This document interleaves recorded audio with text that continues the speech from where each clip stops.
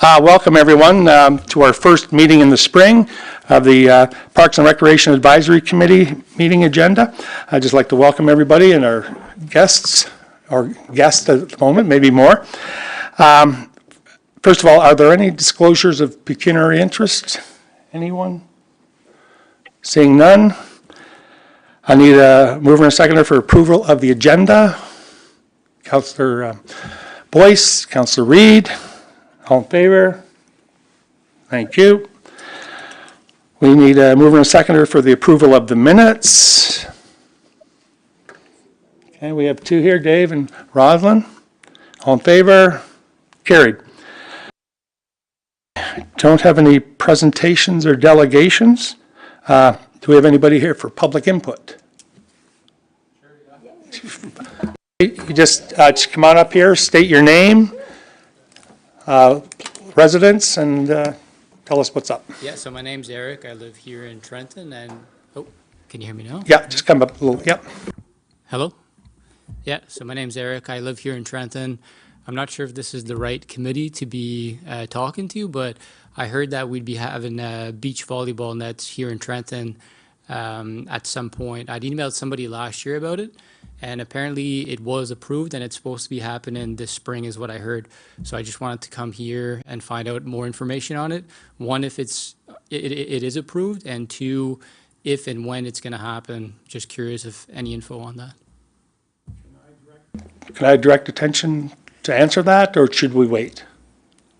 Oh, Director Grimman, she'd be the best to answer that whole question. She oversees our plan. Okay, perfect. Great. Thank you. Appreciate you attending, and I appreciate the question. So we have been working with a group, the Quinte Young Professionals. So they are the group that brought forward the proposal for us to kind of partner and work together to build 2 beach volleyball courts on the site at Centennial Park. So we did work through some concept drawings with them, and then they did put that out to tender to look for a constructor for that project. I know that was in evaluation, so we can certainly reach out to get an update on that project. But a site had been confirmed at that time. The group themselves was looking at fully funding and bringing forward that project, again with us providing the site here at the city. Okay. Did you mention where it is? Yeah. At the Continental Park? Yeah, if you're familiar with Centennial Park, so just across the river from us here, it's kind of the premier park of the city. So if you're familiar with the park itself, the pavilion, which is the large shaded picnic structure, to the south of that, towards the water, is where we had worked out to locate those courts. So that would be close to the pop-ups, if you've seen those in operation during the summer season, and kind of away from the main sports field areas. Okay. Could you expand upon any discussions that have been taking place about possible leagues or anything like that, or is that not even in the works yet? At this time, I don't have any further updates. I know we did have one group that was working with the Quinte Young Professionals that had expressed interest in perhaps some bookable time of those courts, and then the rest just available for passive use for the community to use and come and go as they see fit. So as you can see, we have volleyball outside, and I think inside it. Yep, sorry. And I'll just, and maybe Councillor Reid's got her hand up for the same comment, but I was just going to note we currently have a court available that is ready and has been in use for quite some time at the Frankfurt Tourist Park in the north part of the city. Would you like to expand upon that, Councillor Reid? No, thank you. That's all I wanted to bring attention to, and I didn't know if it was appropriate time to do that. So thank you, Director Grimman, for that. Yes, the beach volleyball is a great place at Frankfurt Tourist Park. Okay. Yep. Just one last question. Thank you for all the info. Is there any timeline for, is it going to happen this year, or that's is it going to be ready in the spring, summer, late this year, or next year? Thanks again for the question. The project was contingent on the group fundraising for the project. So as I mentioned, I'm happy to reach out. I think our clerk here, Ms. Pond, can get your contact information, and I can certainly keep you posted about any progress. Thank you. Thank you. Is that it? Yeah, that's it. Yeah. Don't want to talk about pickleball? No? Okay. Sure, Next. why not? Basketball courts. Anyway. Any correspondence? Do we have anything to report? Nothing that I can think of. Items for committee's consideration. Director Grimman is going to take over this portion of the meeting, and it's yours. Thank you. Through you, Mr. Chair, to the committee, pleased to provide this update on the status of the Parks and Recreation Master Plan. Certainly been in the works. We did start this process last year, and are looking forward to bringing this forward to council for council's review and approval. As the committee is aware, as I mentioned, we did start the project last year. We've been working closely with our consultant, Think Design, to develop a 15-year Parks and Recreation Master Plan for the city. We did recently complete the last round of public engagement for the project. A draft and summary of the draft plan and the summary plan are both still available on the city's website. We do maintain a project page on the city's Get Involved platform. So if there are still members of the public outside of our recent engagements that are interested in reviewing that plan, it remains open and available to be reviewing in the meantime. At the most recent open house that we hosted in February, we were certainly fortunate to have a really great cross-section of feedback with different interests and priorities. Just based on some experience I've found in the past with projects of this nature, a lot of the times you get one main group kind of like really advocating for whether it's their sport or their program or service. We have really been fortunate through this process to, as I mentioned, receive a really great cross-section of interests and feedback and priorities from the community, and it really hasn't been kind of all in one area. So at that open house, we heard from groups about baseball, hockey, soccer, skateboarding, trails, indoor walking, dog parks, off-leash areas, pickleball, as you mentioned, and interest in programming and in events, arts and culture activities. That's just to name a few. So again, that really has helped to bring this plan to life and really shape a lot of the recommendations that we will be bringing forward. All of the feedback has certainly been really valuable to bring forward that final draft plan, which we look forward to bringing forward to council in May of this year. So I've got a few slides here, and some of it I might just kind of skip over that I touched on already, but I think everybody's familiar with the project overview at this point, that we are looking to develop this framework for the next 15 years, so out to 2039, to really shape where we invest our efforts in parks and recreation over the next 15 years, both in the short, medium, and long term. The project purpose, in terms of where the city is going and the forecasted growth, you'll see here that the forecast for Quinte West's population is growth of approximately 7,500 people, reaching a population of 54,000 by 2039. So we really want to make sure that we've got the appropriate amenities and services and programs around the community to make sure that everybody can live happy, healthy lives here in Quinte West. In terms of the timeline, so we did that phase one project initiation. Our consultant did a lot of gathering of data, analysis of that data. We did community engagement where we did some targeted stakeholder engagement with a lot of our user groups, with council and staff, and then also the broader community during that time. The consultant then kind of took all of that information back, and as I mentioned, similar to the most recent round of engagement, again, a very broad and wide range of interests and priorities around the community. We then moved into phase 3, where we looked at the needs assessment and formulated a draft plan. And then in the most recent phase, phase 4, we did present that draft plan for the public to, start to take a look at and start to understand some of those recommendations that came out of those earlier rounds of feedback. And then again, we wanted to hear from the public about what their feedback were on some of those recommendations. And our consultant is in the process of analyzing all that feedback and then bringing forward those changes as part of the final plan. So in terms of the earlier stages of engagement, we've got some numbers here. So just some of the highlights of the feedback that we received. So some great numbers in terms of responses to the online surveys, and when we do surveys for something and a project of this size and scale, it's not a short time commitment. This is not 2 or 3 questions. So the amount of people that really took the time and wanted to participate, from start to finish, has really been wonderful to see from the community.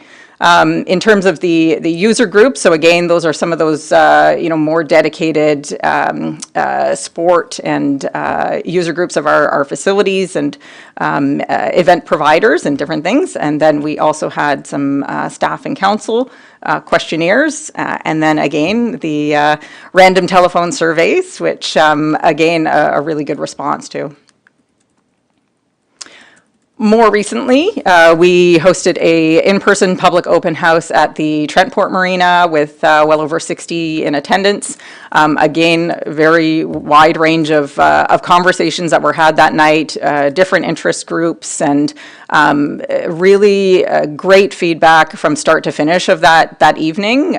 We had a full 3 hours, and there were still people there at the end of the 3 hours, which is also a good sign. Typically in the last hour, sometimes of engagements like that, it's the consultant and staff walking around amongst themselves, but that certainly wasn't the case. And yeah, really engaged residents and user groups, certainly council members and staff that came out to that. So we appreciate everybody's public interest and participation.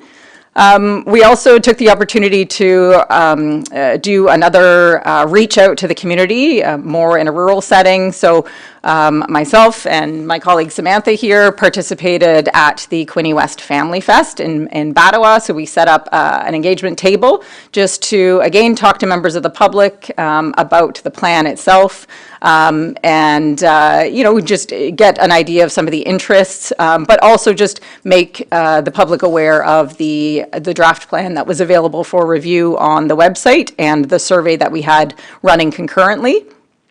So a lot of people, were certainly busy that day. Battawa was quite packed, and a lot of families that were busy standing in line for face painting and things like that also just took the opportunity to come up. We had a QR code that they could just scan to kind of put a place marker if they didn't have time to talk to us that day, and then go back to complete the survey later on, or to get more information or download the plan to read. So again, some good response. And then the online survey of the full draft plan, so all 180 plus pages of the plan have been posted online, and a full dedicated survey as well that we received more responses to. So additionally, we worked with our consultant to host some dedicated outreach interviews. So this was further to some of the stakeholder surveys that we did in the first round of engagement.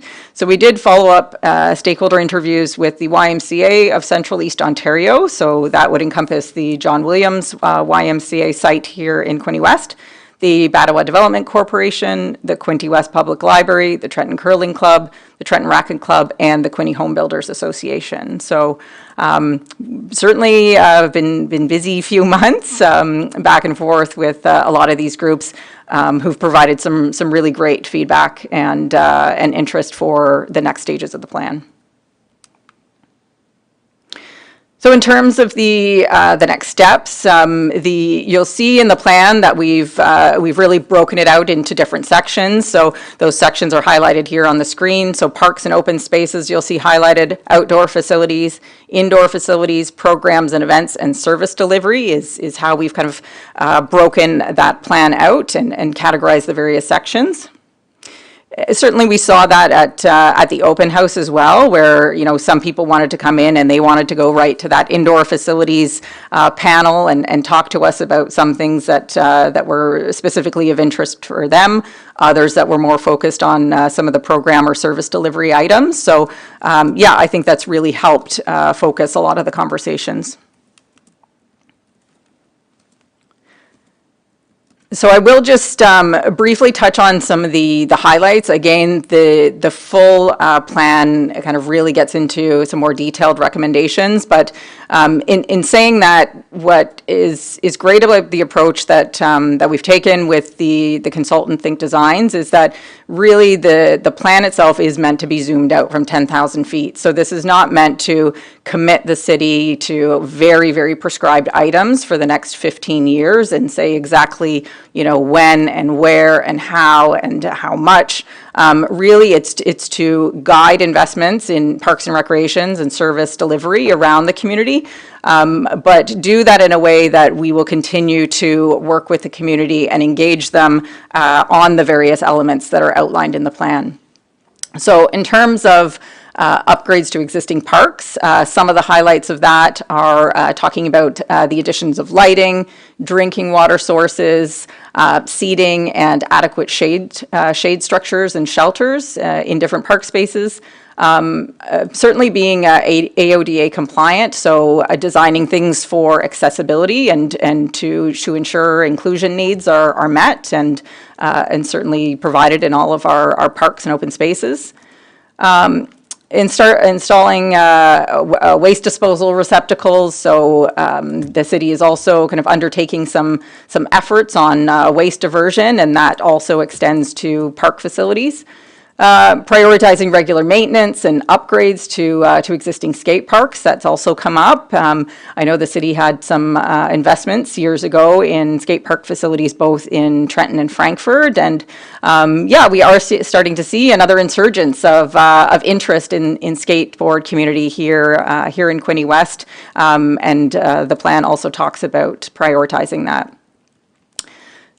So creating citywide signage and wayfinding strategies. As some of you might be aware, the city is undertaking some tourism wayfinding signage strategy presently, and so any further signage that comes as a result of the Parks and Recreation Master Plan would be a complement to that work that's already ongoing. Implementing naturalization practices. So again, as part of the city's commitment to be a bee-friendly city that we were just designated with in 2024, this would extend some of those efforts. Expanding environmental initiatives. Expanding and enhancing the active transportation network, so continuing to provide those different active transportation opportunities that are also part of the city's active transportation plan. New trail experiences. We certainly heard through all of the stages of engagement the interest in trails, and this plan also further discusses and recommends the need for a full trails plan for the city. In terms of new park amenities, and I've touched on some of this in terms of different shade structures and water features and things like that, but also we did have interest in looking at opportunities for naturalized swimming. So some of that happens, you know, kind of haphazardly around the community right now. We do have kind of one dedicated naturalized swimming area at the Frankfurt Tourist Park that is certainly well used, but the community is also looking for other opportunities. We have great waterfront here, and people just want to get in and access it. So that was one of the key items on the list, and also building some of those things out to include the appropriate amenities that would complement that type of activity. So washrooms, change rooms, picnic areas. New dog parks, and we heard interest in potential for off-leash dog areas. So we are exploring that further with the consultant right now. Existing half-court basketball, so expanding some of that to full courts in areas where it makes sense. Introducing some outdoor fitness equipment. We've seen, again, some usage of that here in Trenton and in Frankfurt at the tourist park.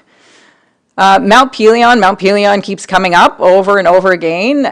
It was something that was highlighted by our consultants when they visited the site. They just thought it was such a cool feature, and we continue to receive feedback from the public that, you know, we really need to highlight and provide some enhancement at Mount Pelion that makes it also, you know, not necessarily just an attraction for tourists to come when they are visiting here, because it is such a unique feature, but a great place for residents. I know, you know, anytime I'm up there, I see, you know, different fitness groups kind of up and using the stairs as a fitness regime, and I give them credit for that, because I can, you know, only get halfway up the stairs, I think, with taking a break. But, you know, really being intentional about how we improve the look and feel of that space and how people can interact with it. So including possible new attractions, interactive features, really taking advantage of its proximity to the park space there, and designating and dedicating and developing a plan to look at any trail opportunities at that site as well.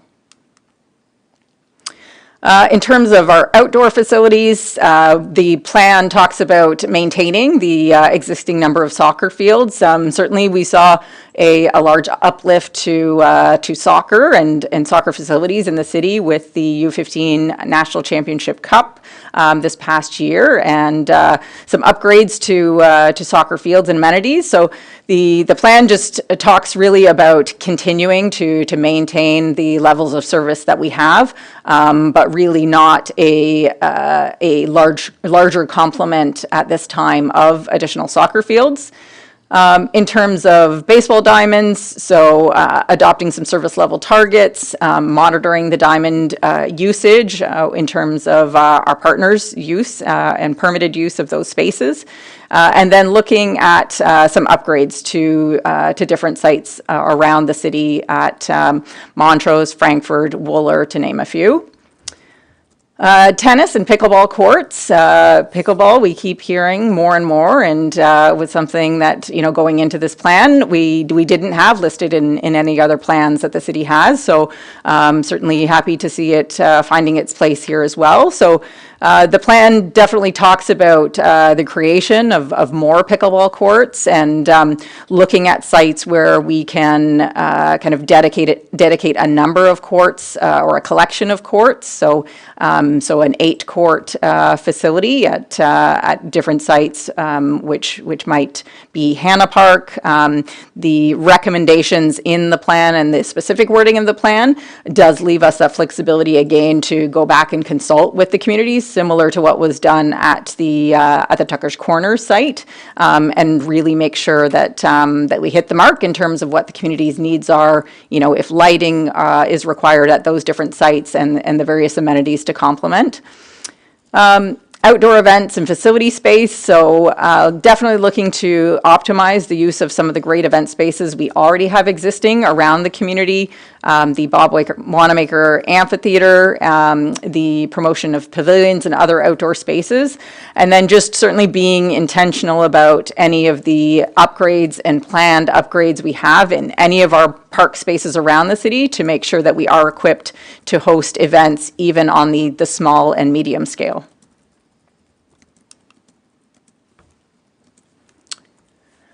On the outdoor facilities, we talk about exploring creative use for the Trenton Farmers Market facility, the beach volleyball courts at Centennial Park. If those are moving forward, then certainly we would be providing and maintaining use for those. Investigating opportunities to purchase time at the 8-wing CFB outdoor pool for resident use. Really, we want to make sure that before we go looking at any major investments for the city, whether it's a pool, an arena, any major facilities that would cost tens of millions of dollars, you know, we want to make sure that we are looking at the inventory of facilities that we have existing in the community, whether we own them or not, and see if there's opportunities to maximize use of those and work with partners around the community. Again, just a very, fiscally responsible model before we go recommending to, spend tens of millions of dollars and just build facilities around the city. Exploring opportunities to develop youth and young adult lawn bowling programs. We've got a great club here in town with a great facility that, really we'd love to see more people access. On the facility upgrades and improvement, we talk about developing plans and moving to LED lighting at some of our baseball facilities. We have existing lighting structures in place. They just have not been upgraded to that new technology. So the plan does talk about prioritizing that. And then certainly, as I mentioned before, with the AODA is considering inclusive design opportunities. So making sure that some new amenities in parks and open spaces are designed and built for all to be able to access.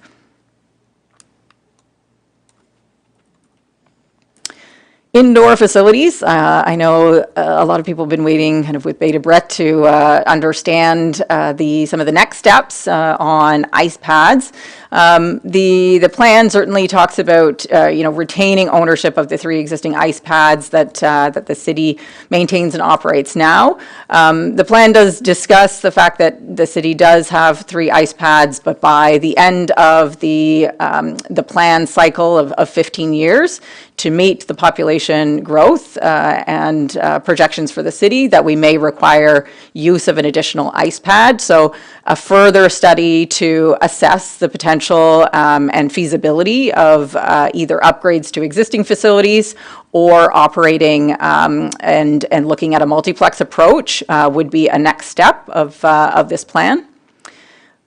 We've had some conversations with the Trenton Curling Club and the facilities that they've had there. I know they are looking at the fact that they have an aging facility and what that is going to look like for them. So this plan talks about working with them on facility assessments to really determine the scope and scale of the upgrades that are going to be required there in the future, and how the city might be able to work with them to make sure that they can kind of stay on top of the maintenance of that facility from an asset management perspective.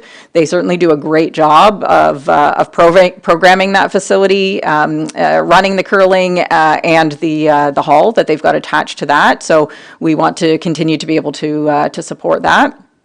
The Quinte West Youth Center, I will just note that this mention that's here on the panel has since been updated. We are looking to continue to work with the youth center at the location that they are at. We're not looking to make any changes to that. The youth center has been working on some different funding opportunities to make improvements to that site, and we want to continue to be able to work with them to prioritize that.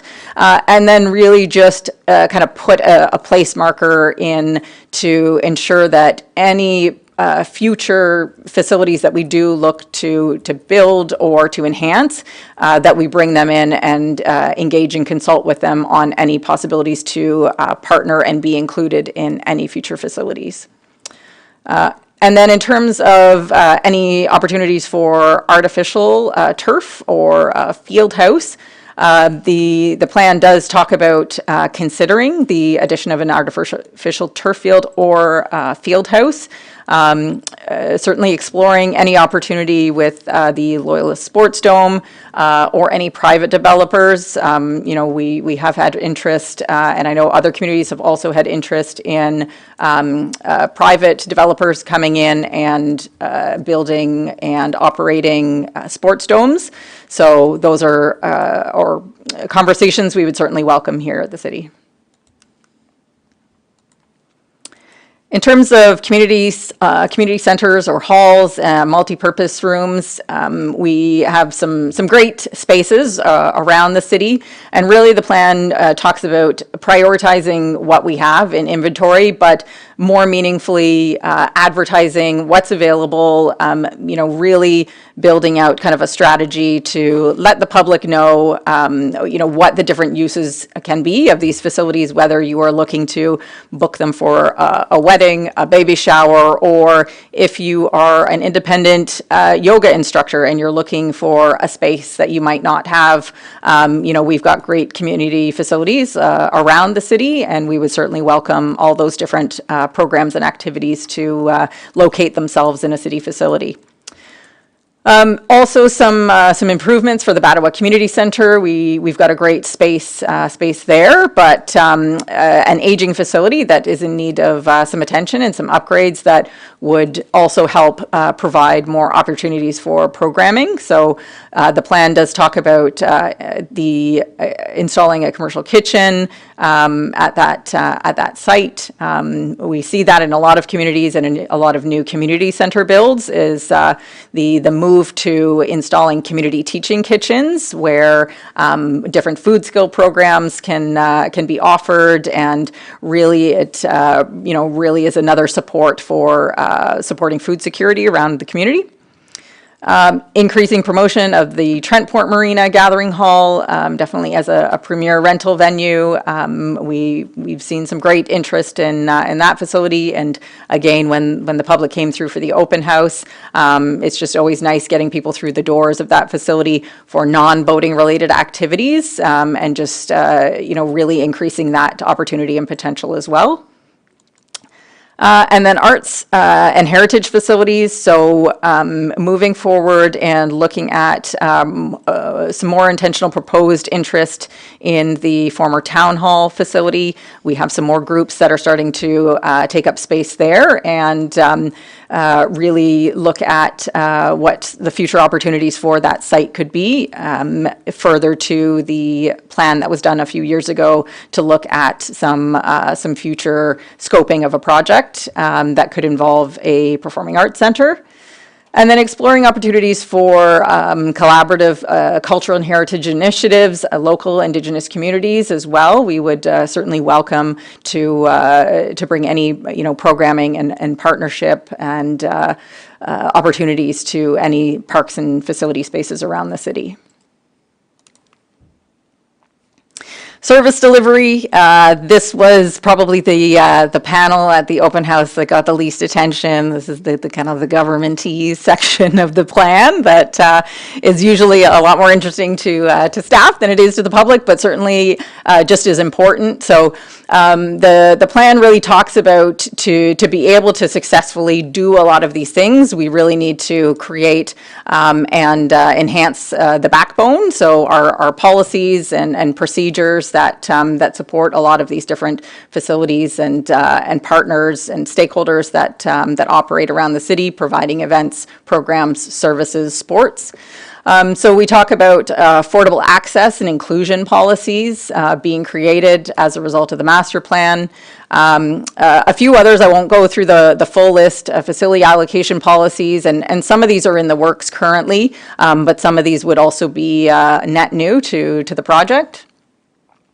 And then partnership and collaboration, so explore opportunities with the YMCA, 8-Wing CFB Trenton, and the long list of others. We're fortunate in this community to have a lot of great program and service providers, so looking at any opportunities to provide more opportunities for the public to be active and healthy. And I think there's a few others on that list, but again, I won't go kind of line by line. But if there's any in particular that are of interest to the community, committee, I'd be happy to discuss. Facility usage definitely continues to come up, and as part of this exercise, the consultant really did a deep dive in a lot of that facility usage with us. Looking at whether it was ice time that was used, sports field rentals, park rentals, different community hall spaces around the community, but then also in terms of the major sport groups that use our facilities, what their registration numbers are and how those are trending, if they are, on the increase, if they are kind of staying status quo, or if they're on the decrease, and then just looking at trends in those particular sports and areas. And again, kind of planning meaningfully for enhancements at various facilities to complement those different activities. A few more items, and then I will wrap up and certainly pass it over to the committee. I've been doing a lot of talking here, but some other, really, again, from a staff perspective, some things that we were happy to see kind of pop up into the list of recommendations. So conducting a service pricing strategy and study, improving existing and implementing new revenue-generating programs and initiatives. As we all know, revenue is hard to come by, and we hate to certainly have to go back to the taxpayer if that's not necessary, and if we can look at other means to generate revenue at our different facilities and areas around the city. So that's certainly prioritized in the plan. And then looking at opportunities to provide healthier choices through any of our facilities around the city. Our commitment, and we've had some good feedback from our partners at Public Health as part of this process in terms of, again, positioning any health benefits out of this exercise. Monitoring and evaluating, so using the data that we have at our fingertips and the softwares that we have that permit these different uses and activities. So again, reporting on and tracking some of this data more meaningfully.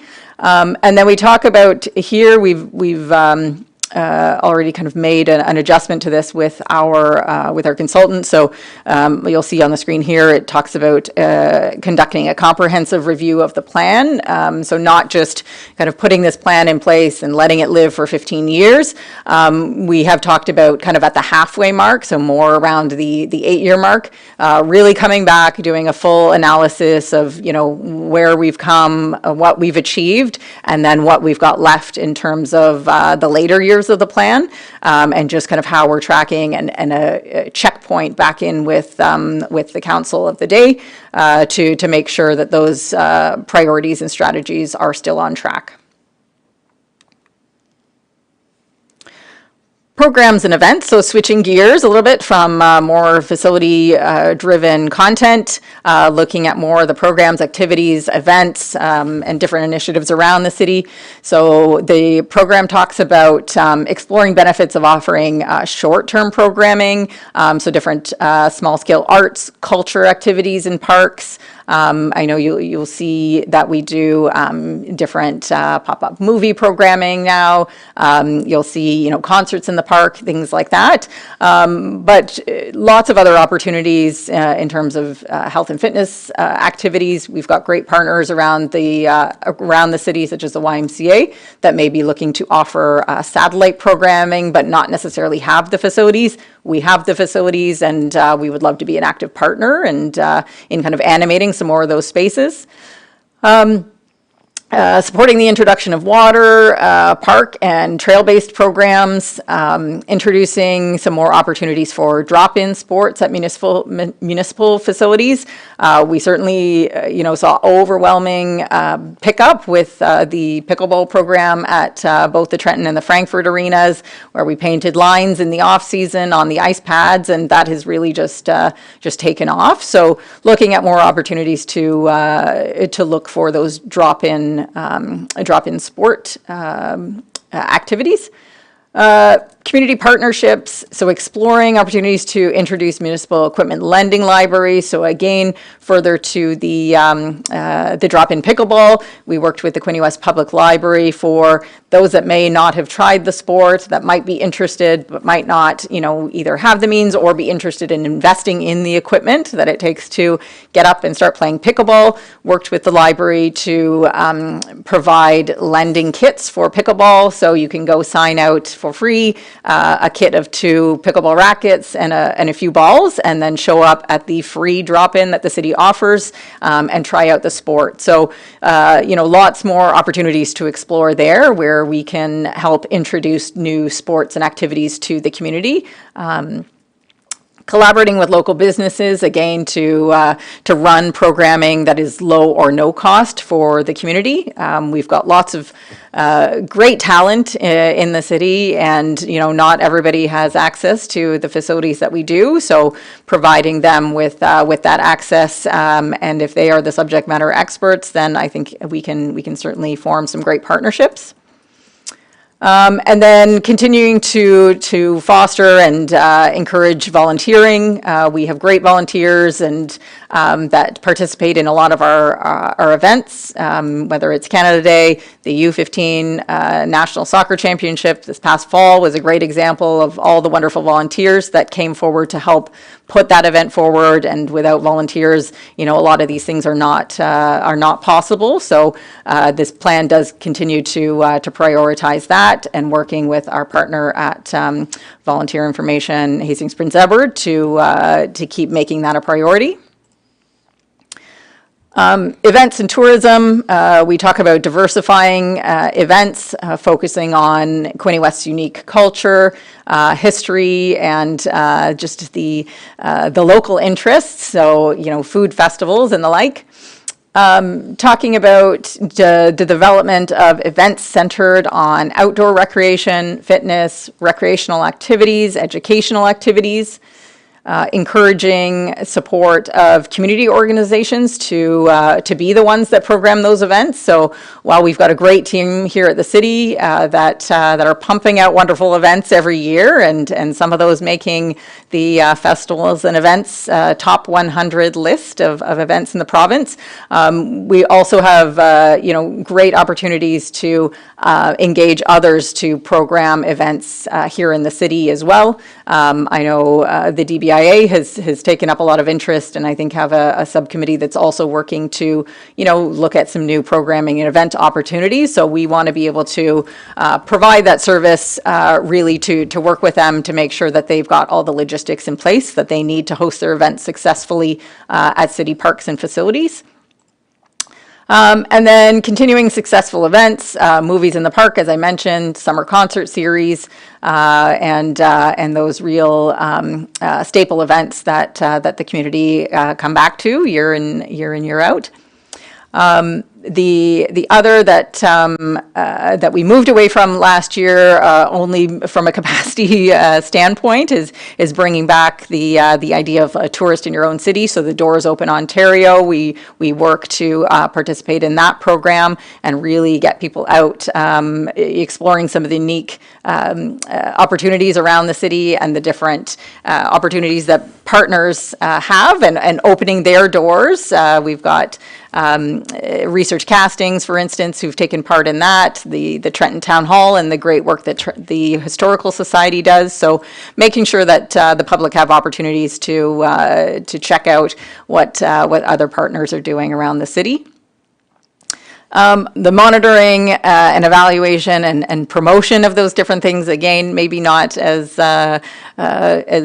public facing, but definitely things that we would like to make sure that the public knows that we're doing in the background is community data gathering, really focusing on where those trends are, what attendance figures are like at some of these events, and how we can use that data to shape new opportunities, as you've seen recently with the engagement opportunity on the medieval event that is coming next summer, where we did some public engagement and got public feedback to really guide the theme for that new event next summer. The monitoring of population trends, as I mentioned, and a few others to talk about non-municipal programs, appointing staff members as point of contact for recreation programming inquiries, which we don't have, but we certainly all do off the sides of our desk at present. So in terms of the project status and next steps, I've said a lot, but not all of it. As I mentioned, the details and the specific recommendations are currently still available for review in the full draft plan. If you need some light nightly reading, that's available here at the website noted on the screen, so our Get Involved Quinte West platform. We met again with our consultants earlier in the week, discussed the recommendations, implementation, and feedback that came as a result of those most recent rounds of engagement, and just how the consultant is going to take that feedback and roll that into any further analysis and last round of engagement to form that final draft plan, and then moving that into what is going to be a presentation to council in May, where our consultant will present the full draft plan for council's review and approval. So, saying all that, maybe I'll just get Swapnil to kind of pull the slides down just so I can see everybody on the screen again, and I'll just open up the floor for any questions that the committee may have. Okay, I'm going to go around the room. Let's start with Councillor Reid. Do you have any questions to start with? Thank you for the excellent report. Yes, great turnout for your plan. I just had one question. Everything is very self-explanatory on your report. Modular sprung floor in the Dr. McMullen Community Center. What is that? Thank you. Through you, Mr. Chair, to Councillor Reid. That is something that we have also worked with a consultant out of the last round of feedback to kind of remove from the plan. We don't have the accessibility to the upstairs at the arena. Modular sprung floor was just something that the consultant brought forward as a potential opportunity to increase the usage. So that would be something appropriate for use of dance groups and others that might require kind of that springy floor experience that's a little lighter on the joints. So that is something that we've moved away from, that we really haven't had the interest in. Okay, thank you. In years past, that floor has seen a lot of dancing. So that's why I thought, what is so different about this? So thanks for explaining that. And it would be really beneficial if it could be incorporated some elevator or some way for people to get upstairs, because then that would make accessibility for people to use the upstairs better. Was that even considered perhaps by the consultant? Thank you, through Mr. Chair, to Councillor Reid. At this point, we don't have a recommendation other than broader recommendations that talk about further exploring accessibility to increase the accessibility to different spaces. So that is something we could look at for the Frankfurt Arena. I think that will also kind of spill into, if we move to the feasibility study of the arenas, that's definitely something that would be captured at that stage as well. We would look at that all together. Yeah, thank you. Yeah, thank you. I think that would be a really big step forward for that arena. There's a great upstairs, but of course it's limited to those people that can climb all those steps. So thank you. No, great report. Thank you. It's very self-explanatory. I have no questions. Councillor Stadal. Thank you, Mr. Chair. That was an excellent report, and thank you very much. I know it's a lot walking through it, but I think you had a good response from the public too. I just have just a couple of questions. So I guess there was a lot of discussion about, collaboration and working with some other groups, but I'm wondering if, especially when we're building new facilities, if there's a little bit more that we can do with commercial businesses. So I'm thinking of in other locations where there's been domes that have been built that are privately owned, and there could be pickleball courts that are going on private property and different things like that. Is that all included with the plan as well? Thank you, through Mr. Chair, to Councillor Stedel. Yes, the plan does talk about exploring opportunities to work with the private development community, whether that's in the capacity of a developer coming in and owning, operating, constructing a facility, or potential for public-private partnerships. So it does talk about that broadly in the plan to explore any of those opportunities. Okay, and another question about Like there's a lot of talk about, new facilities and growing them in the capital. I'm concerned, I guess, about operations, because when it comes down, it's not the tax dollar so much just for building them, but it's for maintaining them, especially for things like pools.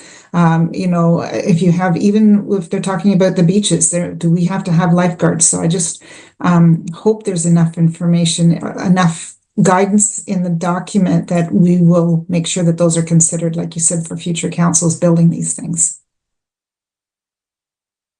And I guess the final question I have, is about advertising. Was that highlighted about a form of revenue? Various advertising on our different facilities? That is included as part of the plan as a recommendation, is exploring revenue generating advertising or revenue generating opportunities, which would include advertising, yes. Okay, no, great. Thank you very much. Okay, Rosalind? Thank you. Loved that report. Thought it was incredible. Thought the way it was laid out was extremely comprehensive. Because there's a lot in there, I'm very curious as to what the weighting would be, or how you're going to go about prioritizing something that's significant. So that would be kind of my first point. And I thought, repurposing some of the existing infrastructure, like the farmers market space, is there an opportunity to move that over towards the pop-ups? I don't know, but I thought that there was some good data on there that should be considered and double-clicked on. Great, thank you. That would be my- Nothing about dogs? No, I don't have a dog. I was just trying to do the research to help. Okay, Ron? No, I don't have any No points. questions? Thank you, though. It was very good. Mr. Whitney? Yeah, I'm very interested in the artificial turf end of things. And I noticed you a number of times talked about a field house and a dome. Has there been any consideration of just a field like Marianne Sills, or the one that interests me more is the one in Peterborough where Thomas A. Stewart and the city got together and just put a field? There's no dome involved with it. It has a track around it, and it's used during the day by the school board, and then the community uses it at night. Is there any consideration of that, kind of partnering with the school board and using it that way? Definitely, yeah, that's one of the really the key focuses of this plan, is maximizing what we already have. And again, that doesn't necessarily have to be what the city has, but what might be available either in the city or in the region that that might be underutilized. So again, before we go suggesting major investments for the city, we really want to make sure that we are maximizing the use of community facilities first, whether those are school board owned, whether those are owned by the base or our local college or other partners. Really, that is a key focus of this plan. So we really would look to undertake an analysis of the usage, if there's any gaps that we're not filling, and then where we might be able to go out to some of those other non-city owned facilities to fill that need first before we look at recommending any net new facilities. Can I just ask a question before I go to you, Councillor Boyce? Related to that, at the start, you sort of listed the stakeholders, but you didn't include school boards and schools, and like your major soccer, baseball, et cetera. So going to that question about the school boards, related to his question, is by talking to them, you're looking at their future plans. Maybe they have an idea about putting a sports field in, and with us being aware of that, we might not, like you said, why build it if we can share it or have an agreement? So that's why was there discussion? Yeah, the school boards were all consulted as part of this project as well. Some engaged at different degrees than others. I won't, name any names in particular, but I know some of the school boards in particular are also working through their strategic planning process and updates to their strategic plan. So that's something that we have engaged on, and they have in turn engaged on our plan. So I think there's a real strong connection and synergy that will stay connected on any of those future investments on either party's side, and any opportunities to collaborate. Councillor Boyce. And I know that when the slide came up on the artificial turf, the school board was mentioned in that particular slide. I think my questions on partnerships and advertising, which are going to play key in the role. I mean, we look at these projects and we could easily say we've got $30 million plus worth of projects, $40 million, $50 million. So the key will be finding those effective partnerships and advertising potential. Is that it? Oh, okay. My first question, Linda answered that one for me, got the answer for it, and I didn't know what that meant by a spring floor. We call it a dance floor, but I understand that. Mount Pelion, that is one of my little pet things. I really think that's an opportunity sitting there that has not been tapped, especially for our tourism, and if it was done, I think, properly, that could be quite a sight. I know when people come to town, I always go to Mount Pelion and say, here's the area, here's what you can see, or fireworks, you can see Campbellford, Pictons, and all that at the same time, or whatever. So that one area is, I think, something we should be taking a hard look at, but again, that's one of the many different things. The artificial, there was no mention of the trails per se, because this doesn't really have anything to do with the trails, but that's its own separate plan, correct? Correct, to some degree, through you, Mr. Chair. Yeah, so the plan, the Parks and Recreation Master Plan is not, does not have a dedicated trails component. However, we do talk about the connectivity of trails, the importance of trails, and making sure that we are looking at those different linkages, whether it's through the active transportation plan, some of the waterfront trail planning that's going on, the Centennial Park plan, and how all of those interconnect, but also maintaining those as a priority. One of the main recommendations, trails related, is that the city look at undertaking a dedicated trails master plan. Right. Yeah. Because I know at that meeting there were gentlemen from the Trail Association or something. Yes, we've had several interest groups about trails, and certainly we heard it from the Quinte home builders as well, is when they are entertaining different buyers to their different developments around the city. It's one of the top things that they hear is people want trails and access to trails and connectivity around the city. So that's definitely something that we'll continue to make a priority. Okay, while we're on the topic of trails, is there any kind of update you could possibly give us on the extension we're doing down towards Bain Park? I've had constituents saying they see surveyors out there and they weren't quite sure what was going on, and I assume that's what that possibly is. Thank you. I'll have to reach back out to my counterparts in Public Works for a more meaningful update. I believe Director Angelo noted that he had a report to Council last week that did highlight some information about that project, but I can certainly follow up outside of this meeting and provide an update to the committee. Okay, thank you. Great report. It's a long time coming. You guys have done a great job, and the consultant, I think, is doing an excellent job, and you chose well there, I think, wisely. Just if I could make one further comment, or maybe two or three further comments, not that I've taken up enough airtime, but yeah, I do just want to thank the committee for their support and their engagement throughout the process. It's really nice to have a group kind of championing this, and I should have also noted in the plan, the plan does talk about the Parks and Recreation Advisory Committee continuing to be kind of the custodians of this plan and continuing to use this as our guiding document, and the committee continuing to exist in the format that it is.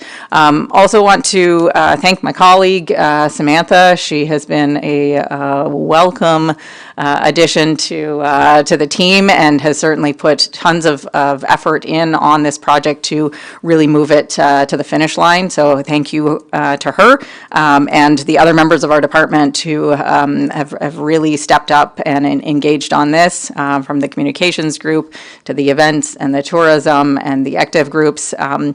Really, everybody has taken up interest, and I appreciate that.